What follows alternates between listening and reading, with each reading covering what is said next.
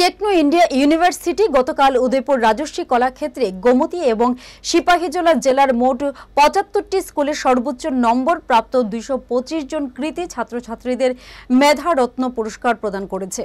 এই অনুষ্ঠানে উদ্বোধন করে বিধায়ক জিতেন্দ্র মজুমদার বলেন, উচ্চ মাধ্যমিক পাশ করে যে সমস্ত ছেলে মেয়েরা কলেজ ও উচ্চ শিক্ষা প্রতিষ্ঠানগুলিতে পড়াশোনা করবে তাদের সমাজ গঠনের ক্ষেত্রে দায়িত্ব নিতে হবে।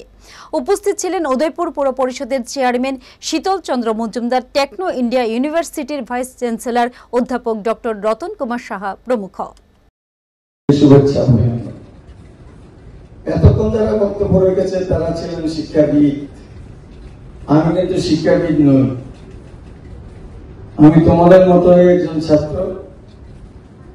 ত্রিপুরা বিধানসভায় ২০২৩ সালে আমি গণদেবতার আশীর্বাদে বিধায়ক হয়েছি। সেই সুবাদে হয়তো আমি প্রধান অতিথি। আসলে প্রধান অতিথি তারা যারা মানুষ তৈরি করে, যারা তোমাদেরকে আগামী দিনে পথ চলা শেখান। সুতরাং আমি আবারও নতমস্তকে সম্মানিত ডায়াসে যারা আছেন তাদেরকে অসংখ্য অসংখ্য ধন্যবাদ জানাই, শ্রদ্ধা জানাই, প্রণাম জানাই। শিক্ষা বিষয়ে উনি বলেছেন, আমি সেদিকে যাব না। মাননীয় শ্রদ্ধেয় শীতল বাবু তিনি নিজে শিক্ষক ছিলেন, অনেক ছাত্রছাত্রী উনি মানুষ করেছে। এখন আমরা শিক্ষিত হচ্ছি, মানুষ হচ্ছি কম। আপনারা এমন একটা সন্ধিক্ষণে এসেছেন, আপনাদের বয়স এখন 18 উত্তীর্ণ, অর্থাৎ আপনারা সাবালক সাবালিকা।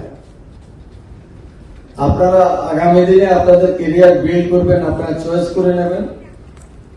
কারো কারো মাতা পিতার চয়েস থাকে, কারো কারো নিজেরই চয়েস করে নেন আপনি কি হবেন।